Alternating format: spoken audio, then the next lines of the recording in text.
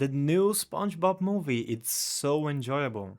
If you're deaf and blind and you have no self-respect and you like to waste money. This may look like an exaggeration, but the movie is just horrible. I usually have to watch a movie 3 to 5 times to write a review like this one, but for this one I was only able to watch it twice because it's so contrived. And on the second time I had to watch on the 2x speed. I didn't go to the cinema, I didn't pay to watch this shit. I saw it from the cover that it was horrible. I'm so glad I was right.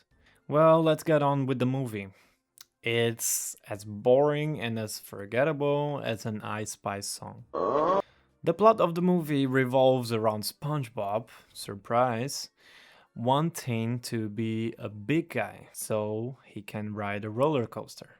And they made that point very clear in the movie that he wants to be a big guy because they say that phrase, big guy, 50 times in the movie.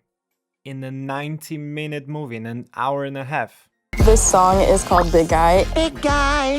It's just supposed to embody confidence. That's like saying big guy every 2 minutes. And Ice Spice is singing the main song for the movie. And I will not shit too much here on Ice Spice because I feel it's like beating a dead horse. I think she gets enough hate.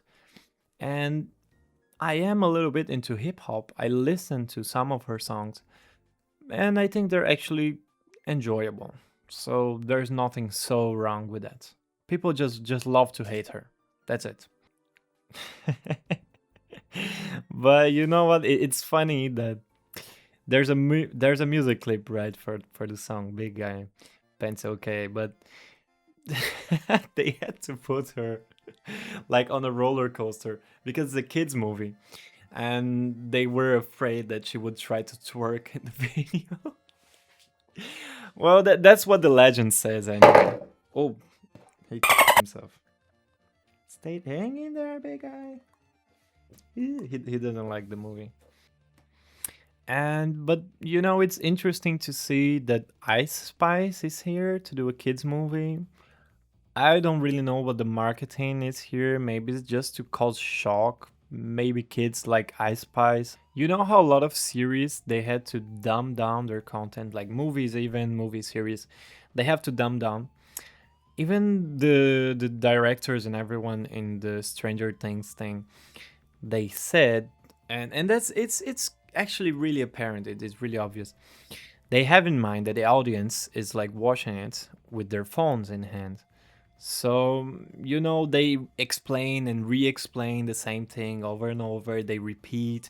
They say like, "Oh, I'm taking the book in my hand right now," and then the B character like, "Oh, why are you taking the book?" And you know, it's this retardation. But this movie takes it a little bit too far. And watching it feels like I'm frying my brain. It's like I'm sitting on my phone for 3 hours. What really gets me also in this movie, you know, this is the first episode of SpongeBob. Okay? So there's nothing new. There's like the gross out humor, there's like this physical comedy that they do all the time. But this movie takes this to a next level in a shitty way. And quite literally.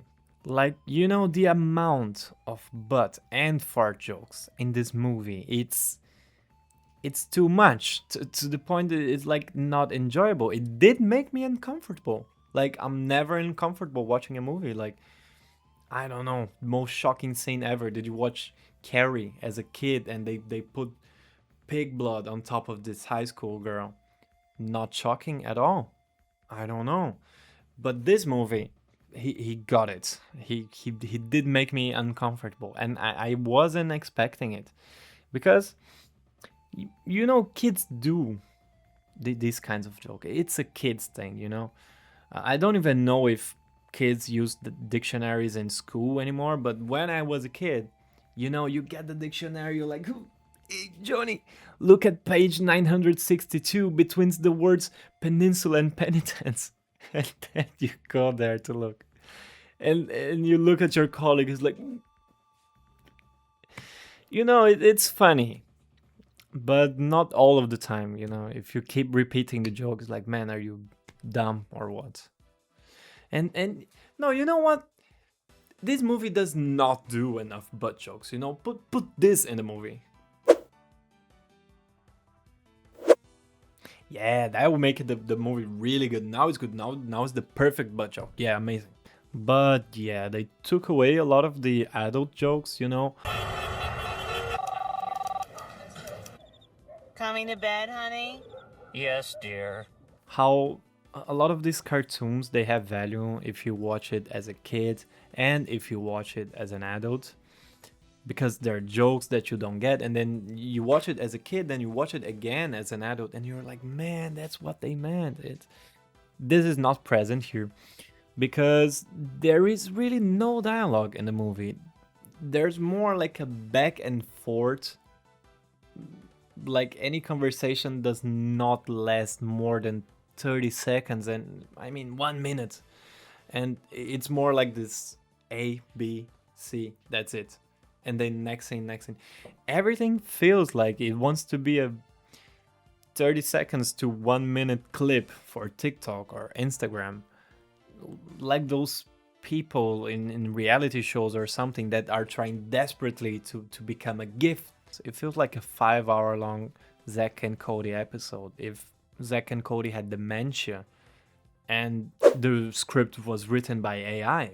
Well, getting back on track to this movie that I want to forget as fast as possible. The story is SpongeBob wants to be a big guy. And why? So he can ride the roller coaster. So in the movie, he grew up, they sing the song, they have a TikTok chat conversation, they go to the roller coaster, and SpongeBob SpongeBob chickens out and actually goes to ask Mr. Krabs for help.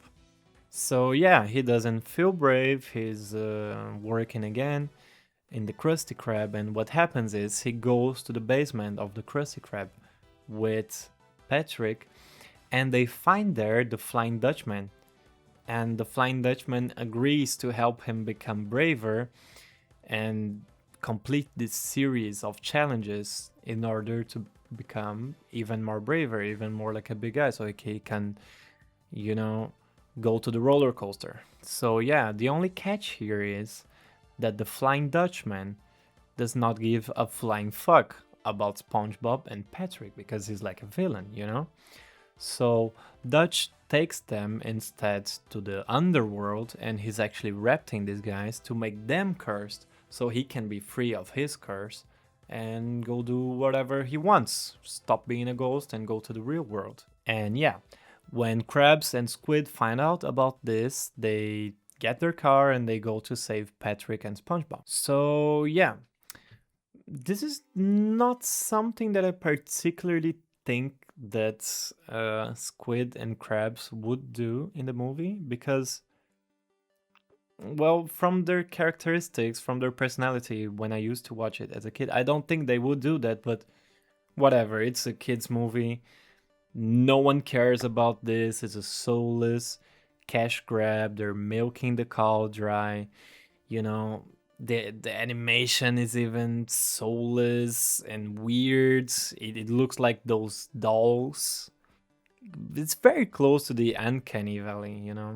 And yeah, actually, I found the perfect word to describe this movie: synthetic. It looks very synthetic, guys. It's also really easily forgettable. Like just something you take your kid in to watch, so he can shut the fuck up and watch the movie. But it's not worth it. You just traumatize your kid, and if you go to watch it as an adult, I don't know, man. I'm so glad I didn't pay to watch this movie. I'm just watching it here. It's insufferable. Like, if I paid to watch this in a movie, I would get out of the cinema in the first 20 or so minutes. If you think that I'm complaining too much about a kids movie, have in mind that this movie cost $64 million.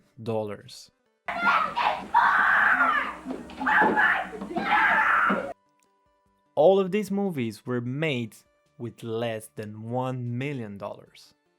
Even Pulp Fiction costed $9 million, and Rocky did cost about $1 million, which would be heavily inflated to today's price, but who cares? It's way less anyway. Oh, okay, there's actually this scene in the movie that made me laugh.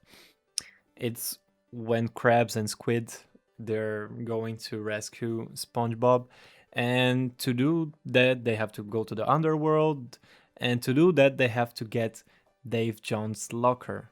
And where is the Dave Jones locker? It's in the high school, because it's a locker, and that's the joke of the movie. But that's not the funny part. The funny part is they do stop, like, to ask for directions in the school, and there's these two girls. They're like, "Oh, these guys are so lame." That's what they say, and it's so funny, because Crab's reaction is to just right over them. It's it's like, man, what the fuck. It is the only part that I have laughed in the whole movie, but it's a good scene. So yeah, we're almost in the middle of the movie. Not a lot of things happen in the middle of the movie. They just do these quick jokes that do not land, dumb down jokes. I think if it's not entertaining to an adult, maybe kids will watch anything that you just put them to watch. But I don't think this is it, man. So yeah, it's the middle of the movie. The movie feels like this Frankenstein with odd jokes, odd animation, this, that, and it's just dragging itself, It's 1 hour and a half, but it feels long. It feels way longer than that. Oh yeah, it feels like Paw Patrol and Cocomelon on steroids. So yeah, after 1 hour of unfunny jokes, a couple of Deus Ex Machinas, we do get to the climax of the movie. What happens is the Dutch, he's able to fool SpongeBob and Patrick, so he passes on the curse, he's freed. Squidwards and Mr. Krabs, they get there, but not in time. And the way that they get to follow the flying fuckman, it's so ironic, because they fly to him because what is his dream? What is his aspiration now that he's free?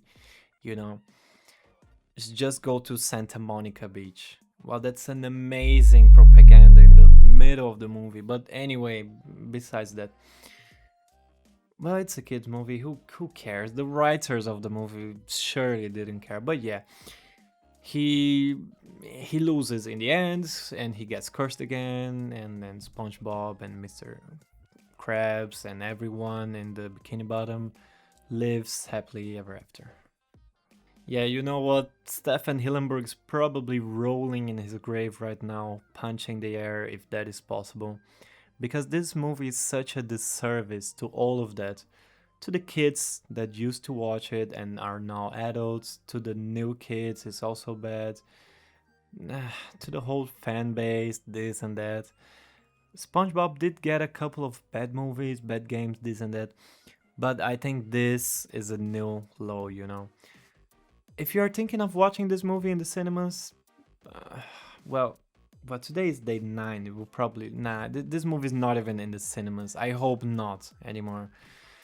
But yeah, just don't. Just don't even watch the movie, If you want to watch a good SpongeBob movie, maybe watch the one with Keanu Reeves, or the one and only the one that I love, the one with David Hasselhoff, which is the one that I grew up with.